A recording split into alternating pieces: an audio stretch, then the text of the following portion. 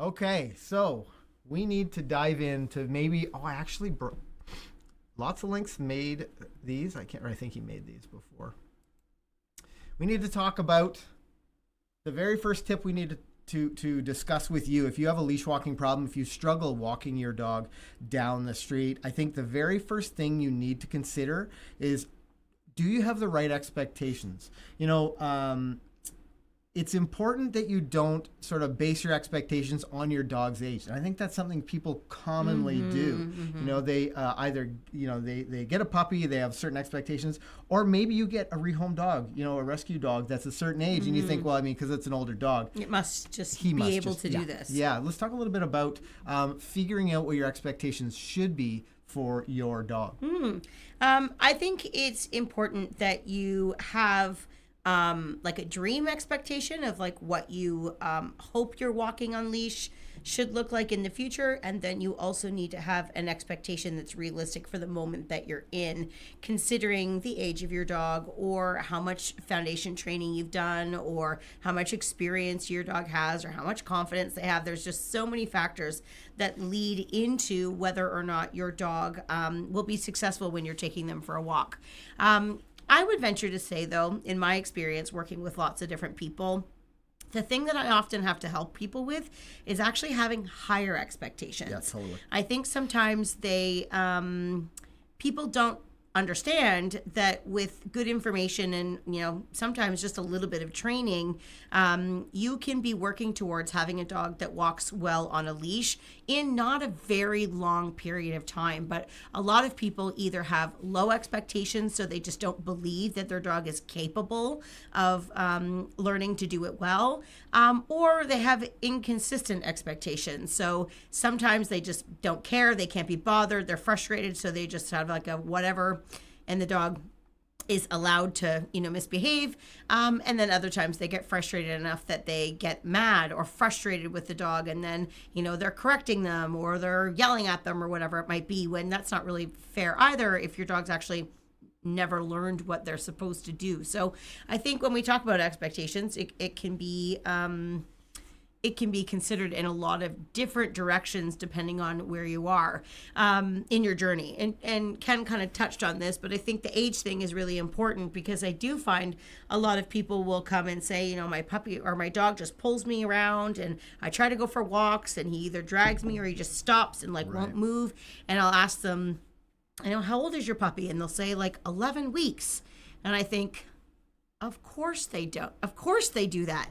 They're a baby puppy. There's no way in the 2-3 weeks that you would have a puppy home from its litter could you magically train them well enough that they could go on a bunch of neighborhood walks and it go perfectly well. Now, some dogs are young and don't have enough experience yet that they sometimes start off walking pretty well and give people a very false sense of hope.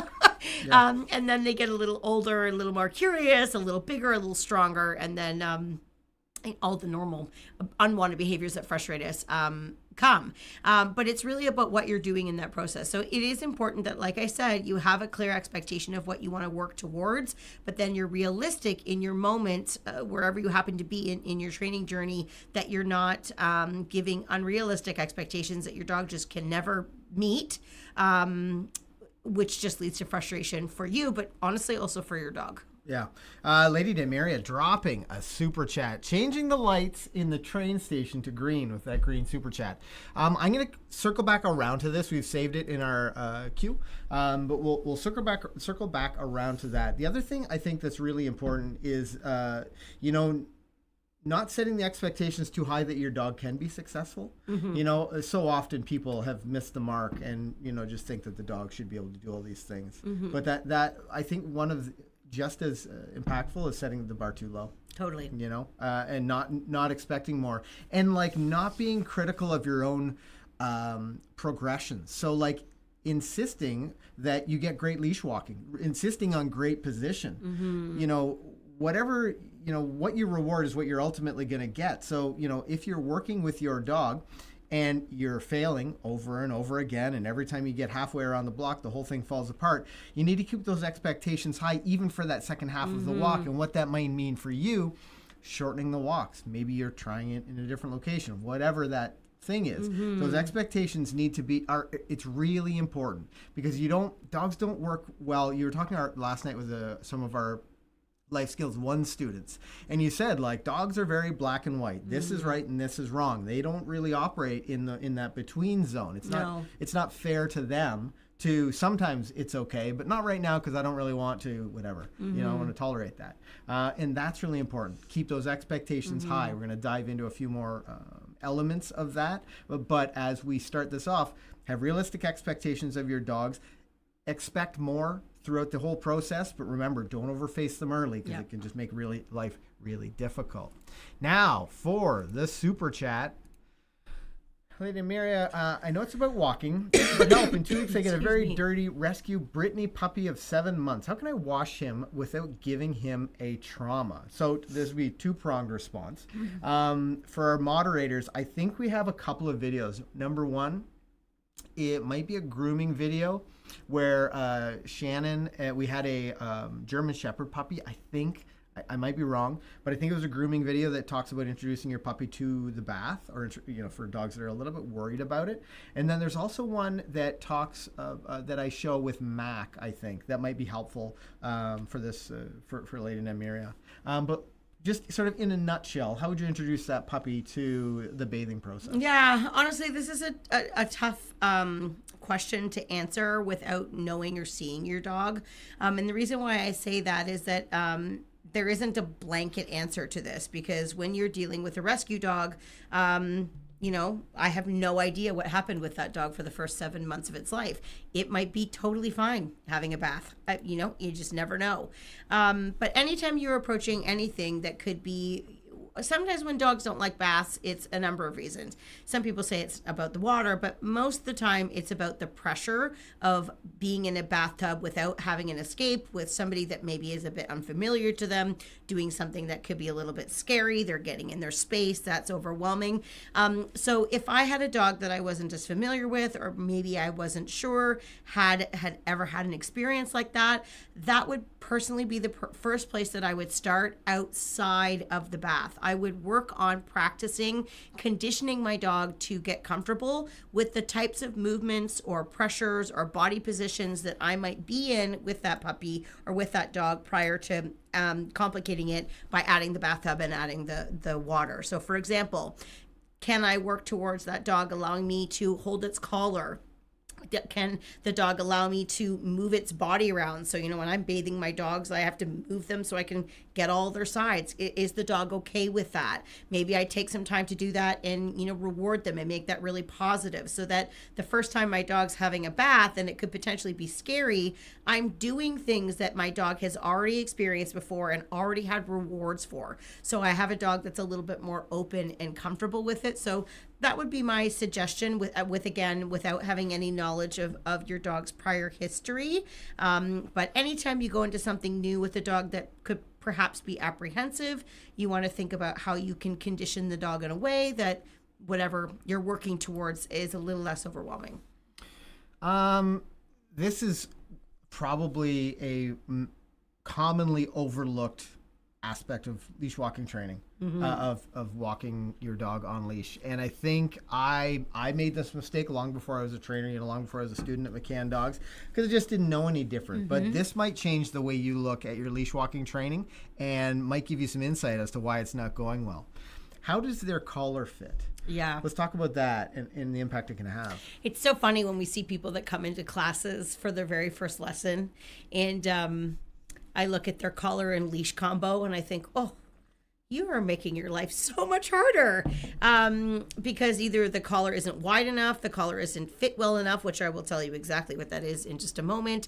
It could be that the material of their leash is not the best, so it's basically just making life much more difficult. And what I think a lot of people don't realize is when you have proper equipment with your dog, and it's fit properly and used properly, not only does it allow you to have better control, but also the dogs have a different feeling when they have equipment that's fit well. They feel like their person has a little bit more control over their decisions, and that sometimes can lead to the dog being a bit more cooperative, which is nice. So when it comes to the collar specifically, you do want to make sure, do we have a collar or anything? I don't think so. You do want to make sure that the collar is wide enough on the dog's neck that it's suitable for the dog's weight. And we sort of have some measurements that we follow based on weight and size of dog versus thickness of collar, which I'm not going to bore you with going through all of those things, but we have a, what's the word I'm looking for? Rule of thumb? Yeah. Anyways, we have like a thing that I don't know why I can't think of the word. I'll just go Yeah, silent I'm just until gonna she move over. gets it. You know what I mean. And then also how it's actually fit on the dog's neck is really important. So if you think about dogs that are really pulling into their leash, a lot of the time, pulling into their collar, a lot of the time the dog's collars are either too loose and they are typically sitting really low on the dog's neck. And so when the dog pulls, it's easy for the dog to spin around in the collar, and for some cases they can twist their head back and forth, and then the collar will slip right off the dog's head, and now you have a dog that is completely loose, potentially in a dangerous situation. So when a collar is on the dog, especially when you're training your dog, it should fit snugly enough that you can just put 2 fingers between the collar and their neck. So if you can fit like your entire hand between multiple fingers, typically it's going to be too loose. Now, if your dog's just hanging around, sleeping in the house, and you want to loosen their collar for comfort, that's fine. But when you're training your dog, or you have a dog that is a bit of a flight risk, might not, doesn't have a reliable recall yet, all of those things, we definitely would recommend that you have the collar a little more snugly. Now, this means if you have a growing dog, you should be having your hands in that collar every single day to ensure that as they get bigger, you can adjust the collar appropriately, because obviously we don't want it to be too tight, but we don't want it to be too loose. And what we're aiming for is that the collar sits, I'll show you on Ken's neck, rather than sitting down here.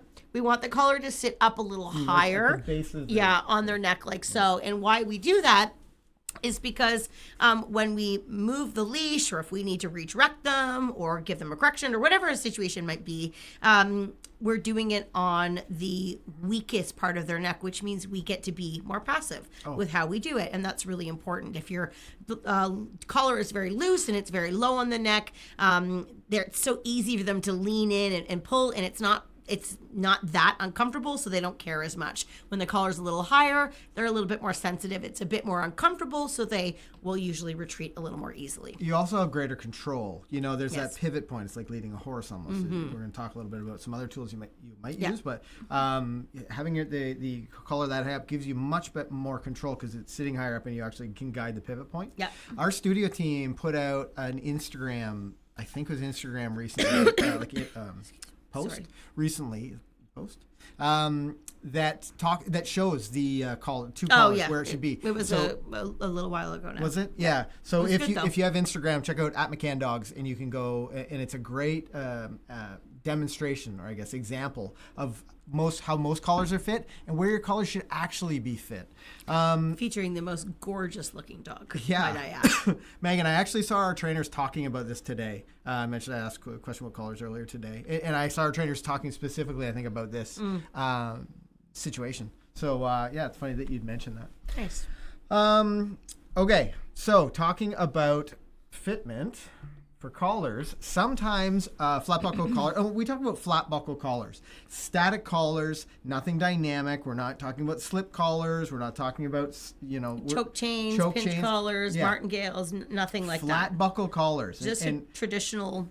And buckle, we should emphasize, we do like training inexperienced dogs on buckles rather than the ones that snap, just because with the thousands of dogs that we've seen, we do see those snaps break accidentally or get old or accidentally pop open, buckle. It's definitely, we get it, more irritating to put on and off if you're doing that. But it typically, once it's on, it's going to stay there, which is a bit safer, especially if you have a dog that's not well trained yet. Or especially if you're Canadian and it's moving into the winter and your plastic buckle could break. But in all seriousness, you might be thinking like, wow, how big a deal can a collar make? It can make a big difference, and it's worth your effort to get a half decent flat buckle collar so that you have a little bit more control. Now, if you feel like you need power steering and a flat buckle collar just isn't doing it, you may need to take things up a notch. We talked about some equipment that we don't like, but there's one piece of equipment that we like very specifically, and not like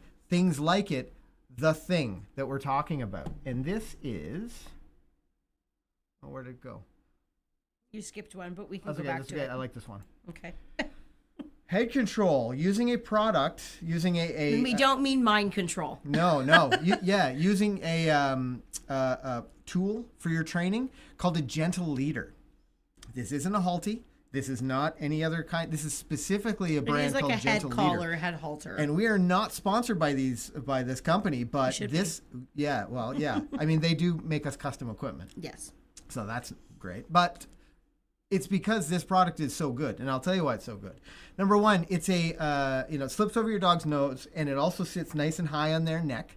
It has an adjustable nose loop, so that if you need that power steering, if you feel like you're getting dragged everywhere, if you feel like, geez, this leash walking isn't going great, and my dog's just leaning into the leash the whole time, a head collar like the Gentle Leader, specifically the Gentle Leader, is a great alternative to a million other things out there, because it gives you complete control of your dog's head. When they pull forward or whatever, it draws them back. They can't really lean into it. But here's the beautiful part. The thing is made to work away from, so that when things are going well, this is especially helpful when you get like a few steps down the road, not figuratively, not literally, but when you start to see some success, you can slip that nose loop off in the middle of a training session and do some leash walking. If things start to regress, or you think, I should probably get a little bit more control, or this isn't as good as I want it to be, slip the nose loop back on. It's the thing I love about the Gentle Leader. Not only does it give your dog more confidence, it allow you to have power steering. It just gives you ultimate control in all kinds of situations. There's just so many things I love about it, and the impact I see when a dog has a Gentle Leader fitted. But the idea that the thing, you're using this tool so that you don't have to use this tool anymore. Yeah. I love that about it. Yeah, you can wean off of it eventually. Oh, totally. Somebody said, is it good for an English bulldog? It depends on the dog's nose. Yep. There are lots of dogs that have squishier, cute little squishy noses that are still long enough that will fit, and there are some that it doesn't fit. So there's other options out there, but it just depends on the dog. Well, they do fit most dogs though, and they are extremely oh my God, my brain. Not adjustable. Adjustable.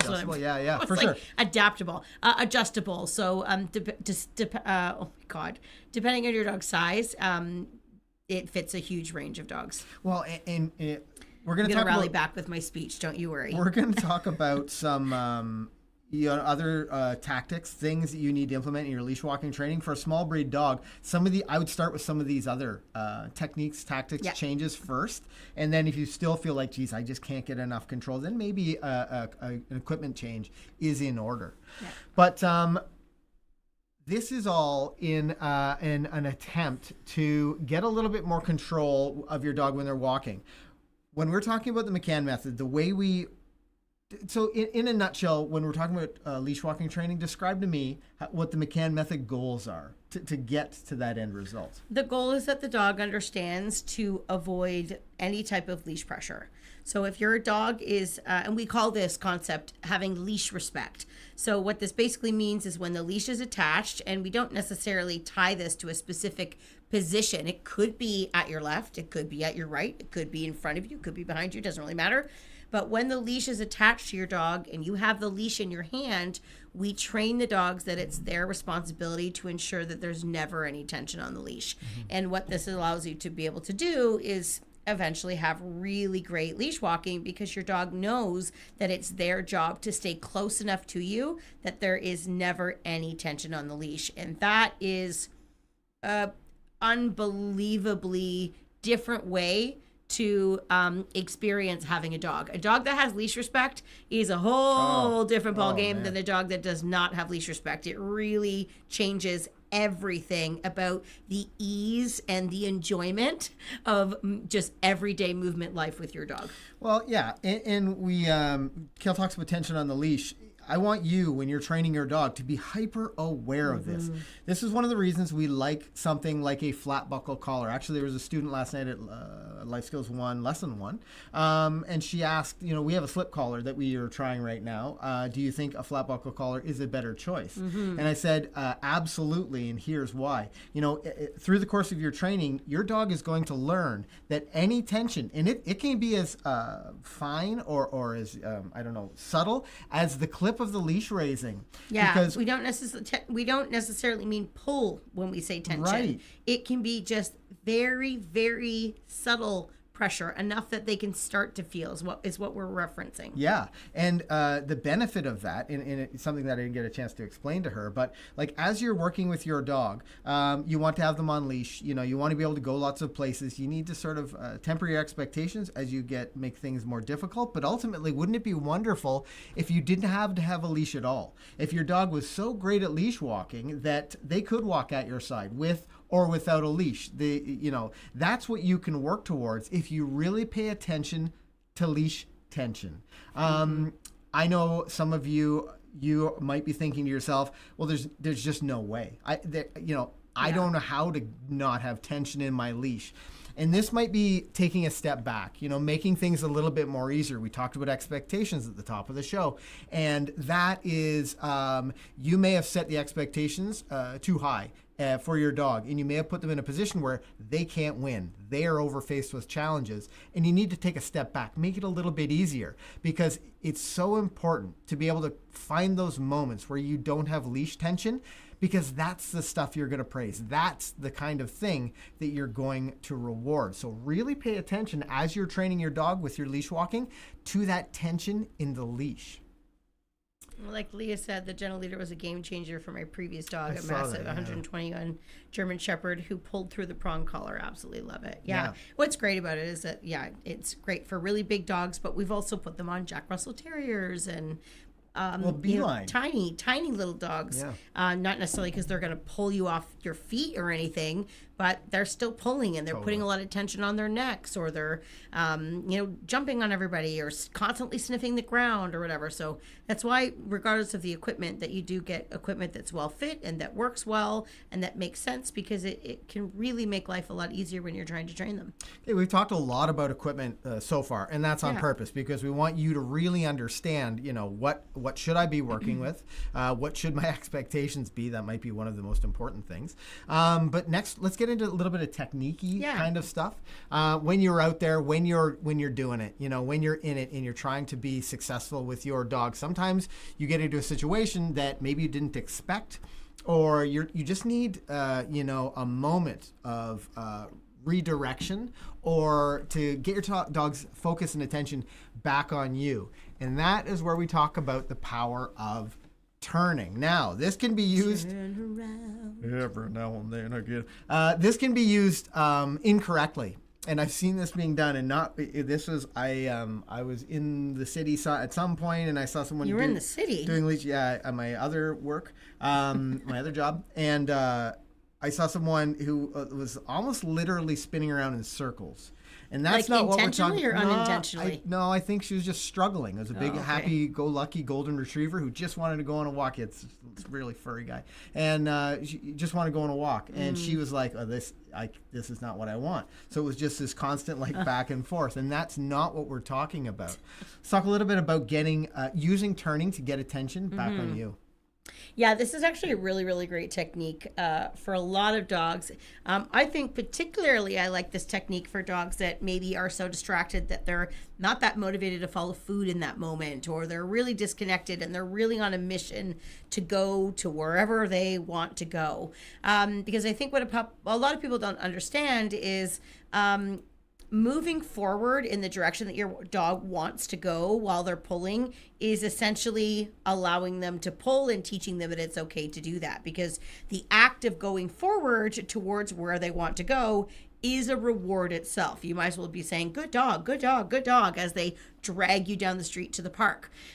So one of the things that can be very effective of redirecting where the reward comes from is changing direction. So if my dog really wants to go and they're pulling me in one direction, and they're in charge, they're taking the lead in terms of where they want to go, I can turn and go a different direction and put myself back in the driver's seat.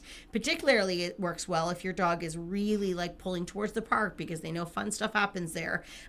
Just turn and walk back towards the house for even a couple steps sometimes can be enough to reset your dog, going like, hey, I thought we were going that way. Yeah. And what I'm trying to do is create that moment where I see everything has fallen into place. And that moment could literally only be a snapshot in time. It could be just literally a millisecond, where my dog has no tension on the leash. Maybe they're checking in with me. Maybe they are in the beginning in the vicinity of my side, where I can choose to get a reward in there. And it could be that we turn and go back where we were going. It could be that I break out and play a little game of tug with their favorite toy. It could be that I could use treats at that point because we're maybe working towards less distraction. There's lots of things that I can do. And I know that there are some times where if I've had dogs that are really distracted, that I might need to change direction multiple times. I look a little bit like a ping pong ball. Now, not necessarily what Ken said, where I'm like spinning around in circles, but I might be walking several feet in one direction, turning another direction, turning another direction, until I reset the dog so that they understand, oh, okay, I see who's walking who here. I have to go with you. You keep changing directions. You keep calling the shots. I'm just not going to go where I feel. And a lot of dogs will settle in quite nicely while you do that. And again, it's not as simple as just changing direction. There are certain ways that, you should hold the leash and you should guide the leash. These are all things that we can get into the nitty-gritty that we usually do in our programs and whatnot. But the concept, which we can share with you, is that of changing direction and turning, which is highly effective for a lot of dogs. Maybe we should mention, if you're looking for specific information for your situation, for your dog, you can train with us in our online training program if you're not local, or in our brick and mortar training facility in Flamborough, Ontario, in one of our life skills programs if we're talking about leash walking training. That way you can get more specific advice for your needs. And you'll also have a structured plan that talks about how to hold your leash, when you should reinforce, the mistakes that you might be making with whatever it is. How to correct the pulling, how to reward the pulling, how to proof the pulling, all of those things. So if you feel like you've tried everything and it's just not working, now's the time. Now's the time to join us so that we can help you with I think a training the strategy. biggest thing is that we can give you real-time feedback, which is very different than watching a YouTube video and then trying to go out to the park and muddle through it by yourself. Yeah. When you're doing it in a class setting, whether it's online or in person, it doesn't matter, and we can watch you do it. We can let you know right away what needs to happen. And sometimes it can be like the smallest little thing, and it's like, oh my gosh, totally. I can't believe I was doing that wrong the whole time. Like, if I had only known. It's like, oh, well, thank God we were here. So it can be really helpful. Yeah, when we were talking a little bit about turning, the other thing to keep in mind is that your dog doesn't want to naturally walk by your side. So you're going to have to figure out They're curious. For sure, yeah. It's in their nature to sort of be curious and not be, stuck to your side like that. So how are you going to keep things more interesting? Kayla was talking about turning different directions. Sometimes maybe an inside turn is appropriate. Yep. Maybe that's the kind of thing that is exactly the kind of thing your dog needs, or maybe not. But you need to figure out how to build value for that position so that your dog thinks like, oh, this is wonderful if I remain here. This is so much better than being way out in front or dragging to try to get to the thing that ultimately I'm not going to get to. You've got to figure out how to make it valuable, and turning can be a great way to redirect your dog in those situations. Let's talk a little bit about your voice. And I'm not talking about talking about. You have no idea how often he does that. Oh, it's so often. Look at my face so that you recognize how often he does it. And he really likes to do it when he goes out a door, so that when he leaves and the door shuts, his opera stops and then it opens and then he continues. I mean, I can give a perfect example right now. I think everybody can just imagine it, Okay. and we'll be fine. All right, then. Let's talk about using your voice. Yes, using your voice is really important because a lot of the time, one of the reasons why the dogs pull a lot is because they're distracted. And maybe they're not getting the feedback or the encouragement or the focus from you that they really need. And I think one of the criticisms that I often have with people when they're training their dog is they sort of lack energy. They lack interaction with their dogs, and there's not enough chatter, there's not enough feedback. So it is really important that you use your voice to motivate your dog, and this is really important in the training phase. When we are working on our first few progressions in our training, we really emphasize to people the importance of using your voice to motivate your dog. And one of the most important reasons is while we use a lot of cookies and treats and things like that in the early stages, along with our voice, eventually when I want to wean off of having to, bribe my dog with treats, one thing that I always have with me is my voice. So if my dog learns from the early stages to be excited and reinforce when I speak, when I give commands, when I praise, whatever that might be, that is a tool that I will have on me all of the time, even as the dog gets older. So it can be really, really important. Yeah, and the other, one thing that I often talk about is we're trying to sort of at the very beginning, we use a lot of treats. If you've been a student or you've seen some of our videos, we're usually giving like foundational information here on the YouTube channel. So using a food reward is a currency that your dog kind of understands. But we don't want to be using food forever. That's where your voice can come in, and they can bridge those moments between those food rewards to keep things interesting for your dog. The other thing, and I'll never forget this, I was in Instructor Robbie's class.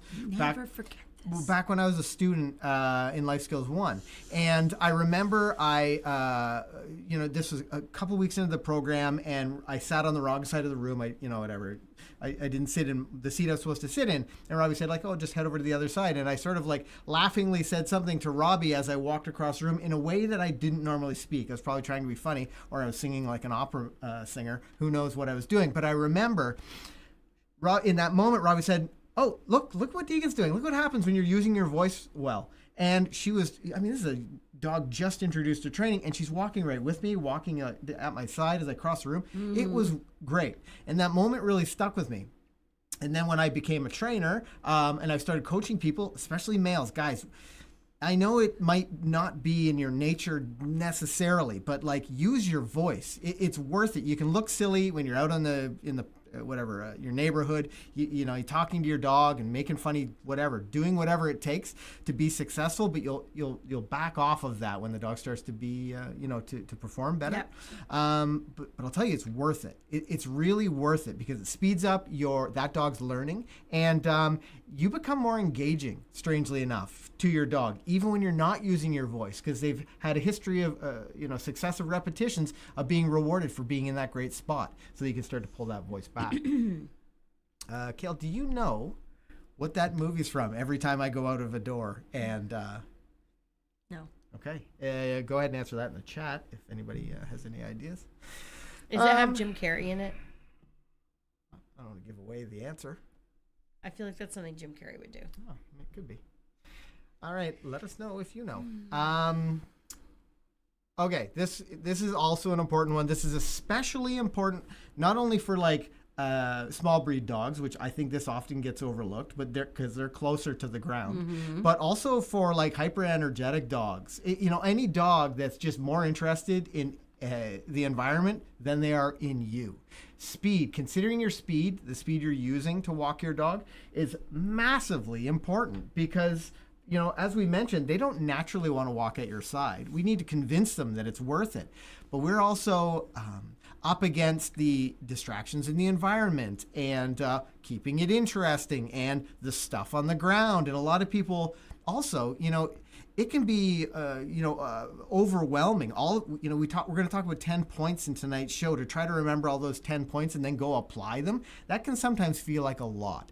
So people naturally walk slower because they're focused on leash pressure and they're focused on am I getting my rewards out there? And they're thinking about, is my dog in the right position? And we naturally slow down. But this is where the right speed of leash walking training can make a huge difference. And I actually pulled a video from a clip from a previous video that I think will be helpful to show off this. Let me just grab it here. Close that. It's over. Ready to go. Lots of dogs are really motivated by motion.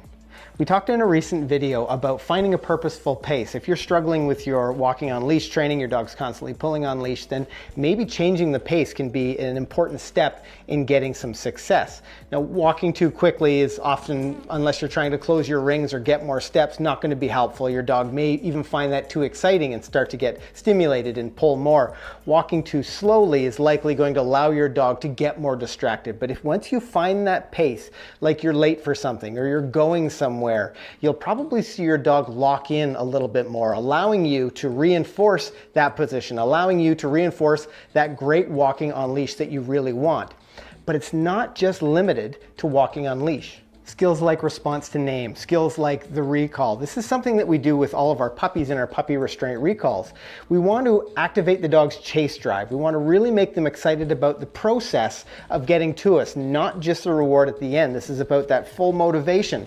So when you call your dog's name, you back away and you can reward them. When you called come, you run the other direction, you'll be amazed at how motivated your dog gets by the act of chasing after you. I remember a time when I was snowboarding in the mountains in British Columbia and we were down in the village and someone's husky had gotten loose and people are running around all over the village trying to catch this dog. And when the dog came out onto the road I was on, I just made a funny noise and ran away. Well, guess where the husky went? It chased right after me.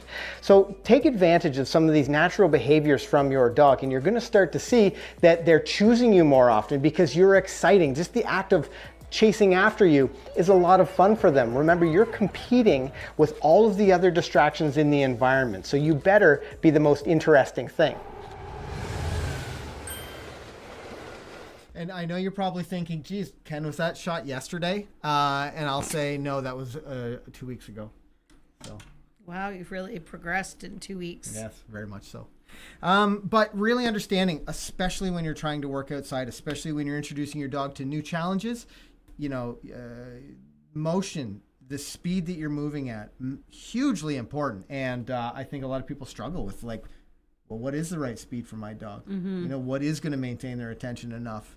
And thinking ahead, maybe I need to walk a little more quickly because there's a couple of tough distractions going out. Maybe I need to use my voice a little bit more, so often, and must be just a sort of a natural human behavior, but we'll just get into this almost rhythmic, good, let's go, almost pacing the dog. But when every dog actually needs it to be a little bit, again, more dynamic, more interesting than just asking them to do the thing over and over again. So consider how fast you need to walk your dog. And we're not talking about running, as I mentioned in the thing. Walk like you're late for something. It's usually interesting enough for most dogs to sort of stay engaged as well as not get distracted by all the things on the ground. I think that the speed also should be paired with what we've already talked about is your voice, because that can be a killer combo, and I mean killer in a good way. And then the other thing that I think would be important to consider when you're practicing different speeds to see what would work is also consider the location that you're training in. And this is, we're getting towards talk about segues, some of the heavy hitters here, but location is so important. Sometimes whether you're having success or whether you're having challenges can really come down to are you training or testing your dog in a location that they are ready for. And a lot of people end up putting their dog in a scenario where it's impossible for them to be successful because they're just up against too much distractions that they have not trained or prepared for yet. So when you're playing around with working on improving your walking on leash, try to make sure you're thinking about starting off in locations that are going to be pretty easy for you to find success. And those suggestions could be up and down your hallway, close all the doors in the hallway and get rid of all the kids and the animals and all the other things in your house so that there's not much going on other than you. Maybe then from there you can work towards different locations inside the house, then towards different locations outside the house, perhaps different times of day to make sure that we live near a school. So, going outside at 3 o'clock to work my leash walking training with a brand new dog that's highly distractible would not be very smart, because there's all kinds of kids and families and cars and stuff happening that time of day. It's much better to do it when things are a little bit more quiet. And again, what I'm trying to do is not set my dog up to rehearse really poor behaviors, or for me to get frustrated, or for them to have a lot of failures. I'm trying to choose a location and a time that is going to be easy enough for my dog to be successful, so that I can work towards a tougher situation. I want to be able to walk my dog in any location that I need. I was really, I have a border collie who I travel to do high level agility competitions with. She's, we're on Team Canada. She's an absolutely incredible dog. However, when I go over to Europe, I have her with me. I'm traveling with her, and there are lots of times where she has to be walking in places that are not rural. Yeah. That's very difficult for me at the moment. Situation. She's, walking in downtown Amsterdam, where there's like hundreds of people and things on the ground, and lots of dogs around and noises and things like that. And because she's had so much training, I can drop her in all of these different locations, and she really knows her job. But it's because I spent a lot of time early on in her training ensuring that once she was successful in one location, I would go to a new spot and go through my training repertoire again. I just wouldn't expect her to be perfect. I would practice in lots of different locations to give her experience. And if I reached something that was too challenging, I would just backtrack to a spot or a time or whatever it might be where I knew she'd be good, and then I could build my way up once again. I know. Be a smart decision maker. We used to do a lot of shows back in the day, and we would go. People won't know what shows mean. Or a lot of demonstrations. We do like agility shows at big, pet events and dog events, Wolfstock, and All About Pets show. Royal Winter Fair. Yeah, the Toronto Blue Jays 1992 World Series. I was involved in that one, but I was. Yeah, I was 7. So yeah, but we would go to these really urban environments, and I get frustrated when I hear someone say like, oh, I mean, where I live, it's too busy. Like there's just no way to find anything. And then we have a student from like downtown Manhattan who's like, okay, I'm going to think around this. How am I going to train this? Okay, I'll work in my hallway first, of my building, and then I'll figure out how to find a grassy patch or a stretch that's not very busy, and maybe I'll go in like the early evening when the street, it's work, but it's worth it. You need to figure out how to incorporate these moments and these locations into your life, and really seek out these cool spots near you that will work. We actually, this is a while ago, but Kayla and I have a video of a puppy training. We were traveling to the southern U.S. and we were puppy training in a gas station because there's a great big grass patch there. But it was a new environment for that. That would have been B or 5. Yeah, it was a new environment for that dog, and it was also a great quiet spot. We'd been traveling for some time, and we thought like, here's our moment. It's not busy here. Let's do something with the puppy where they can work in it somewhere unusual. You need to be looking for these things. Layering the challenges are important. If you're going to go to a new location that you think might be challenging, don't also do that with all kinds of distractions. Or opposite. Maybe you go to a place that's familiar to them, and to make it more challenging, add more distractions, go there when it's busier, or create more distractions yourself. But you want to learn about how to layer challenges so that you are not overwhelming your dog and making it basically impossible to see the light at the end of the tunnel. Where a great place is to learn how to layer challenges? Where? Is our training programs. This is like true. That's exactly what we do it figure for out. every exercise. Yeah. Absolutely. So if you're wondering, like, oh, what on earth is she talking about? It's, as Kel kind of explained, but for your dog, you do need, we get a lot of questions on the YouTube channel, you do need a sort of a keen eye to figure out what level you're at, what challenges should be layered. Yeah. I'll tell you, if you fail to plan, you plan to fail. This could never be more important than when you are training a dog who's not great on leash. If you struggle with distractions, if you struggle with barking, if you struggle with pulling, hyper friendly, happy dogs. I mean, what a wonderful problem to have, but it's still a problem that you have. And I know you're probably frustrated by it sometimes. It's embarrassing when your dog wants to pull to the neighbor or jump up on, whoever. you need to set your dog up to be successful. It's a thing we often talk about in the McCann method, figuring out how to make the situation so my dog is the most likely to be right. And if they're not, I'm here to help them.